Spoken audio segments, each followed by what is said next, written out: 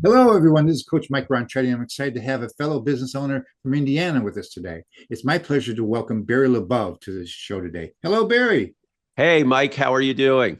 Excellent, sir. I'm looking forward to this conversation. It's going to be fun. So let's begin, if you don't mind, with you telling me in our group about yourself. What's a bit about a personal story, where you're born, living now, living then, as well as family and hobbies.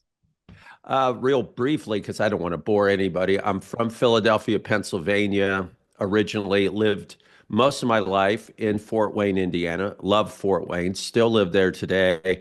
I spend a few months a year out in Scottsdale at Desert Mountain Golf Club and been married to my wife 40 plus years.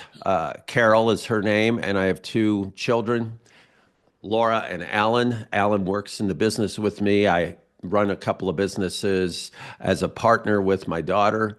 So we have a really tight knit unit. I have two grandsons, 7 and 10 years old. So it's a full life. Fantastic. Do you want to talk about a story maybe that your family can share about you and they'd like to share about you?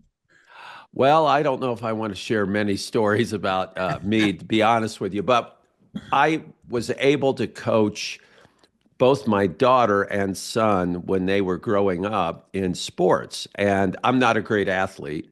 Both of them were better than me, but I had a lot of great opportunities to see my children grow as individuals and grow as athletes. And my son ended up uh, graduating basically from being a really excellent uh, young golfer with a hole in one when he was 9 years old, giving that up and then becoming a pitcher and being the number one pitcher on a college Division II team for 2 years. So that was a great point of pride. My wife and I followed him everywhere he played throughout the United States, which was exhausting but exhilarating and very stressful watching him pitch because every pitch, we were just hanging on every pitch for him. He did great. And now he's working at the company with me, and he and I work every day together, and we work and share an account that he brought in that is a minor league baseball team. It's one of the favorite things we get to work on. Oh, fantastic story. Thank you for sharing that. That's really cool. I love baseball myself. So, so tell us a bit about your business, how it came about, and at what point maybe you had the confidence that you could make this happen into your own business. Well, I didn't mean to do it, Mike. It happened, and it was an accident. I was a musician, so I had a rock band. Our songs sold well under 1 million copies, as I like to say. And I worked at a recording studio, and this is how my company came about. One day, my wife and I, living in a very tiny little apartment, making very little money, uh, got up in the morning and my wife said, "Well, I know you're concerned about the recording studio you work at. Why?" And I said, "Well, because I was told that they're not paying the musicians. And these musicians were my friends. Now, candidly, I wasn't getting paid at that moment because the recording studio was in trouble at the time. So I said, look, I'm going to go talk to the boss and make sure that this isn't true. And she said, well, do you think he's going to admit that he's doing this? And I said, no. I said, I think he's probably not paying them, but he's not going to admit it to me. I walked out the door and I saw as I'm walking down the sidewalk my landlord. And I said, "Hey, how are you doing?" And he looked down, didn't say a word to me. And I thought, that's strange. We were his favorite tenants. We paid on time. He loved us. And I thought, okay, well, whatever. I go in, I confront my boss, and I said, I know I'm going without pay because, the company's in trouble, but you just bought a brand new Porsche. I see it in the parking lot. I've been told you're not paying our musicians, and you promised you would pay them. And he goes, that's right, I'm not paying them. And I said, well, I can't work for you. He goes, that's too bad. He says, you can't leave me because you cannot amount to anything without me. You need me. I said, well, I don't know about that. He said, you'll starve without me. And I said, well, I'd rather starve than work for somebody that's ripping off my friends. So I left, went home. This is before there were cell phones, so I couldn't call my wife. I walk in, she's crying, and I go, "Oh, how are you doing, honey?" And I thought somebody from that recording studio called up and said, "Hey, Barry, quit." I said, "So what's going on, honey?" And she said, "Well, it's terrible. Our landlord came in right after you left, and he said that he's getting a divorce and his ex-wife is getting our apartment, and he hates to see us go, but we have 2 weeks before we're out of the apartment and she's in." She said, "In 2 weeks, we'll have no home." I said, "Okay." And she said, "How was your day?" I went, "Well, I don't have a job anymore." So at that point, we had no home and no job. And I came up with a very, very basic, very unambitious plan to run the music business like I had been doing with that company. And my goal was to bring in $2,000 a month in sales. And that's what I set my goal to do. And that was 40 plus years ago. That's how I started. I did not want to run a business. I think it's been an advantage for me that I did not want to run a business. I did not want to sell anything. I didn't want to do that. And so over the years, I've been able to be kind of a strange business leader and owner in that I didn't want my name on the door. I didn't want to be the boss. So I ran my company like it was a rock band. Everybody's working together and everybody's got stuff to do. And, we look for what talents each person has, and that's how we get through every day. Well, that's an incredible story of how I got started as well as current philosophy. So I appreciate that.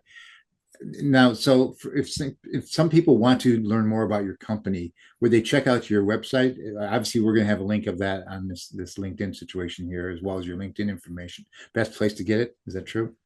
Yeah, my website is LaBov, LABOV.com. My personal website is BarryLaBov.com, and that's where some of my music is and some other work that I've done and all the podcasts I've been on. Fantastic. Well, going beyond where you're at now, let's go back to a little bit more of this inspiration idea as far as your momentum of life and what shaped you. Could you share a story of someone who pushed you or inspired you that you could do it and the impact that they had? Obviously, it's not your boss, the original boss. No, I had two major influences in my life. My mom kept saying, "I don't know about you. I don't know how you're going to do. Boy, you worry me." And I went, "Oh, great." But my dad told me I could do anything that I put my mind to. And when I say that, I mean, since I was 3 years old, my dad had said that to me. Uh, when I was 4, he taught me algebra. So every day he and I'd work on algebra equations and everything else, to the point where when I was in second grade, I got kicked out because the teacher said, "What's 2 plus 2?" And I said, "Well, it depends what X is." And she said, "Wait a minute, who's teaching you algebra?" And I said, "My dad." She kicked me out of school. So my dad let me know I could do anything, not because I was smart, but because I could work hard enough and be determined enough to achieve. Thank you. That's obviously, even to this moment, you remember it clearly like it was yesterday. So Oh, it yeah. impressed you very much. What's the biggest learning as a business owner that you've had over these years? Well, I'd say the biggest learning is to respect and appreciate and listen to anybody, but in the case I'm going to share, your clients. So I had clients that I evidently endeared myself with. They really liked me early on in my career to the point where they wanted to see me do well. And I believe it was because I respected them. I listened to them. When I started out, I was in my early 20s, and these clients that I have in mind, 3 or 4 guys, 3 or 4 men, were really old. I mean, they were almost 40 years old. I mean, they were super old, and in some cases, they knew each other and didn't even like each other. But for some reason, they wanted to see me do well. So they would give me business. They would send opportunities to me. And I think it's because I showed respect to them and I was dedicated to them to make sure we did a great job for them. And that resulted indirectly to me becoming an advertising marketing agency because one of them asked me to buy their marketing department at this very large company. Mm. And I said, why? And they go, well, we don't want to have that in-house. We want to, get rid of that group and that investment. And over a period of a year, I decided to do that, and it changed the trajectory of my company. So I think it was listening and respecting and being dedicated to making sure we were doing a great job for each one of them. And without expectation. I did not expect any of them to give me anything other than, hey, good job. Here's another project. Got it. Yeah, no, thank you for sharing that because it obviously equates to the fact that multiple people helped you. Mhm. They saw something in you as well as they weren't allies, they were independents and they gave you different versions and you were able to take them all in and grow from it with the same mindset. That's fantastic. Thank you. So if you think about now, not so much the past, but the future, in the next 1 to 3 years, I realize that your organization is growing. What's your number one point of growth or challenge over the next 1 to 3 years? Well, for me, I'm in a mode where I'm in a transition mode. So I have a couple of young people that are moving up that will uh, gain more and more ownership stake in the company. So I have to make sure that I am guiding them and that I don't allow us indirectly or innocently to veer off the path of what we're all about. So until I am set aside and put in mothballs, I have to make sure that am living and leading with what I would say is integrity. So I think that's really big. We're on a very good track. And I'm very proud of the two individuals and the entire team that we have. But, the economic landscape changes on a daily basis. So we have to constantly be on top of it. And we can't rest on our laurels. We can't kind of be relieved if we don't get some business because it means we don't have to work. So I think there's a big challenge there. Yeah. So kind of in that vein, Jim Rome happens to be a business coach legend in my arena, especially. Maybe you've heard Hmm. the gentleman's name. He passed away the Yeah. last couple of years, but his legend hangs on with every week and month in our case. Hmm. Um, and he had a thought that I really liked. He said, we become the average of the 5 people that we spend the most time with." As you think about that phrase and advice, what do you say to business owners who are trying to do it all on their own? I think it's foolish to do it all on your own or to think that you're the secret sauce of your company because you're probably not.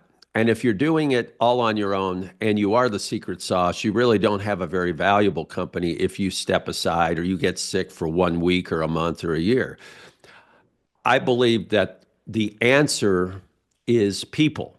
A lot of uh, companies I work with, their CEOs once in a while in the past, not a lot, but once in a while will say, oh, people are the biggest problem I have. Well, people are the biggest opportunity you have. So what I say is it's more difficult today than it was 20 years ago to motivate people. And the reason is our society has changed.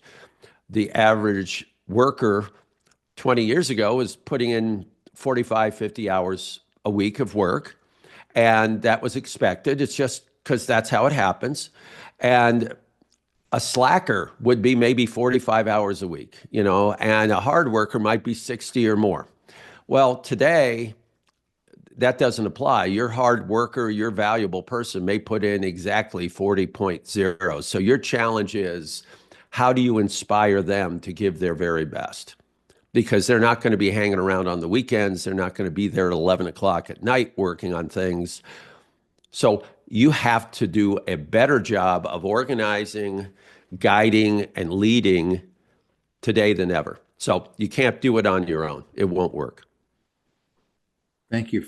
Thank you for that approach and as well as insight. So Barry, it sounds like you've been blessed with some very, very incredible people in your life who've helped you on your journey. What would you like to say to them? Uh, I would like to say what I say to them every time I talk with them, which is I really appreciate them. I appreciate their belief in me, which I think a lot of times is stronger than the belief I have in myself. And I appreciate that they unconditionally care for me. Nice. Wow. Thank you. That's great. Barry, it's been a real pleasure speaking with you today. Thanks for being on my show. Mike, thank you. I love the questions. They're the most unique questions I have encountered in over 100 of the podcasts that I've been in. So great job. Thank you.